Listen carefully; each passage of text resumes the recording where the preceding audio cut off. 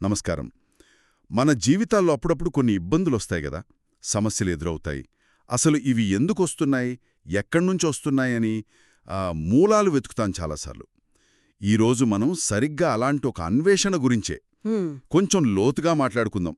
అంటే గతం, ముఖ్యంగా పూర్వజన్మల అనుభవాలు అని కొందరు నమ్ముతారు గదా, అవి మన ప్రస్తుత జీవితాన్ని ఎలా ప్రభావితం చేయగలవు అన్నది చూద్దాం. దీనికి సంబంధించి మన దగ్గర ఒక ఆధారం ఉంది. బెంగళూరుకు చెందిన ఎస్ఎస్ అనే ఒక మహిళ కథ అన్నమాట. ఆమె తన కుటుంబంలో కొన్ని సమస్యలు, ఇంకా వ్యక్తిగతంగా కొంత గందరగోళం ఎదుర్కొంటూ ఎందుకిలా జరుగుతోందని ఆలోచించింది. అప్పుడు పాస్ట్ లైఫ్ రిగ్రెషన్ థెరపీని ఆశ్రయించింది. ఆ ప్రక్రియలో ఆమె 1943 నాటి దక్షిణ భారతదేశంలోనే తన పూర్వజన్మలోకి వెళ్ళిందట. అంటే అలా వెనక్కి వెళ్ళి చూడగలరని ఒక నమ్మకం. ఈ అన్వేషణతో తన ప్రస్తుత సమస్యలకి కారణమైన కొన్ని పాత ముడులు, సంబంధాలు బయటపడ్డాయని ఆ కథనం చెప్తోంది.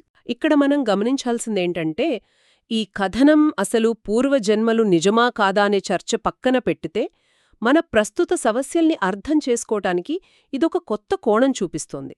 అంటే మన గతం, అది ఈ జన్మలో మనం మర్చిపోయిన అనుభవమైనా సరే, లేక పూర్వజన్మాని మనం భావించినా సరే, అది మన నమ్మకాల్ని, మన సంబంధాల్ని, మన ఎమోషన్స్ని ఎలా షేప్ చేస్తోందో ఆలోచించటానికి ఇదొక టూల్ లాంటిదనమాట. ఆసక్తికరంగా ఉంది. సరే, మరి ఎస్ఎస్ ఆ రిగ్రెషన్ థెరపీలో ఏం చూసింది? తన పూర్వజన్మ గురించి ఏం తెలిసింది? ఆ ఆధారం ప్రకారం ఎస్ఎస్ తనను కాను గాయత్రి అనే ఒక మహిళగా చూసుకుంది.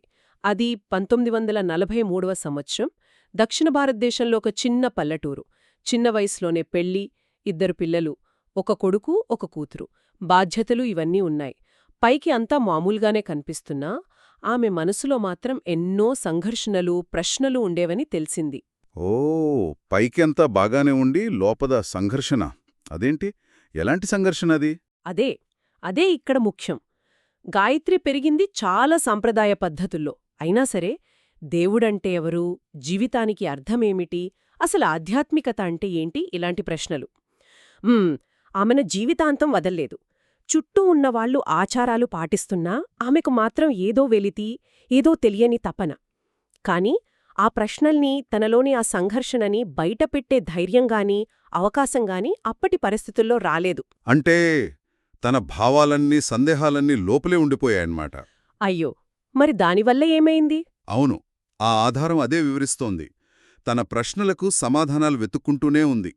కాని ఆ ఆధ్యాత్మిక గందరగోళం తీరలేదు. అలా ఉండగానే గాయత్రి తన 35వ ఏట, అంటే చాలా చిన్న వయసులోనే అనారోగ్యంతో చనిపోయిందని తెలిసింది. ఈ పరిష్కారం కాని ఆధ్యాత్మిక అన్వేషణ, తన ఫీలింగ్స్ని సరిగ్గా ఎక్స్ప్రెస్ చేయలేకపోవడం, బహుశా ఇవే ప్రస్తుత జన్మలో ఎస్ఎస్ ఎదుర్కొంటున్న ఆ ఆధ్యాత్మిక కన్ఫ్యూజన్కి, ఫ్యామిలీతో కమ్యూనికేషన్ ప్రాబ్లమ్స్కి కారణాలేమో అని ఆ రిగ్రెషన్ ద్వారా ఎస్ఎస్కి ఒక అవగాహన వచ్చిందని ఆ కథనం చెప్తోంది. అరే, అంటే గాయత్రి అసంపూర్తి జీవితంలోని విషయాలే ఇప్పుడు ఎస్ఎస్ జీవితంలో కనిపిస్తున్నాయని ఆమెకు అనిపించిందనమాట. ఇంకేమైనా విషయాలు తెలిసాయా? చాలా ఆసక్తికరంగా ఉంది. ఇంకొక విచిత్రమైన విషయం కూడా ఉంది. ఆ గాయత్రి జన్మలో ఆమె భర్తగా ఉన్న వ్యక్తి ఈ జన్మలో, అంటే ఎస్ఎస్ జీవితంలో ఒక మంచి స్నేహితుడుగా ఉన్నాడని ఆమె గుర్తించిందట. అవునా? అవును. దీన్ని ఆధారం ఒక కంటిన్యూ అవుతున్న సోల్ కనెక్షన్ లాగా, ఒక రకమైన కర్మ సంబంధం అని చెప్పింది. అంటే గతం నుంచి ఏదో ఒక లెక్క, నేర్చుకోవాల్సిన పాఠం, ఏదో బంధం ఇంకా కొనసాగుతోందని ఆమె అర్థం చేసుకుంది. వావ్, ఇది నిజంగా ఆలోచింపజేస్తోంది. మరి ఈ మొత్తం అవగాహన, ఈ రియలైజేషన్ ఎస్ఎస్కు ఎలా ఉపయోగపడింది? గాయత్రి కథ తెలియడం వల్ల ఏమైనా మార్పొచ్చిందా? ఖచ్చితంగా వచ్చిందని ఆ ఆధారం చెబుతోంది. తన ప్రస్తుత సమస్యలకి, గాయత్రి అసంపూర్ణ జీవితానికి మధ్య లింక్ అర్థమవ్వడం, అది ఎస్ఎస్కు ఒక క్లారిటీ ఇచ్చింది. ఎందుకు తనలో ఆ ఆధ్యాత్మిక గందరగోళముందో అర్థమైంది. కుటుంబంతో తన కమ్యూనికేషన్ ఎందుకు సరిగ్గా లేదో తెలిసింది. ఆ స్నేహితుడితో ఉన్న బంధం ఎందుకంత స్పెషల్గా అనిపిస్తుందో కూడా ఒక ఐడియా వచ్చింది.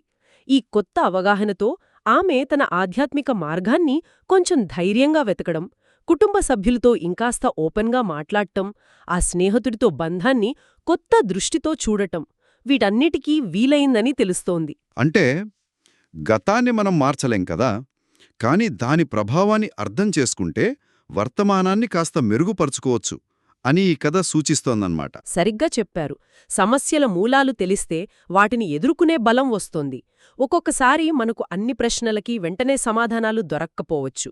జీవితం అంటేనే అదొక అన్వేషణ, ఎదుగుదల ప్రయాణం అని ఒప్పుకోవడం కూడా ముఖ్యమే కదా. గాయత్రి కథ ద్వారా ఎస్ఎస్ పొందింది కూడా అదేనేమో. తన కన్ఫ్యూజన్ని యాక్సెప్ట్ చేసి క్లారిటీ వైపు అడుగులు వేయడం. నిజమే. మొత్తానికి చూస్తే ఎస్ఎస్ ప్రయాణం ఆ గాయత్రి అసంపూర్ణ కథ ద్వారా మనకి గందరగోళం నుంచి స్పష్టత వైపు ఎలా వెళ్ళొచ్చో చూపిస్తోంది. మనల్ని మనం తెలుసుకోవడానికి, గతం తాలూకు నీడల్ని అర్థం చేసుకోవడానికి స్వీయ పరిశీలన ఎంత ముఖ్యమో ఇది గుర్తుచేస్తోంది. అవును, ఈ కథ విన్నాక మనలో కూడా ఒక ప్రశ్న వస్తోంది కదా.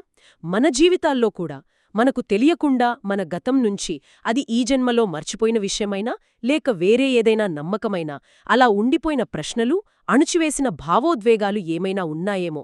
అవి మన ప్రస్తుత అనుభవాల్ని, సంబంధాల్ని ఎంతవరకు ఎలా ప్రభావితం చేస్తున్నాయో ఒక్కసారి ఆలోచిస్తే ఏమో మన గురించి మనకే కొత్త విషయాలు తెలియచ్చు.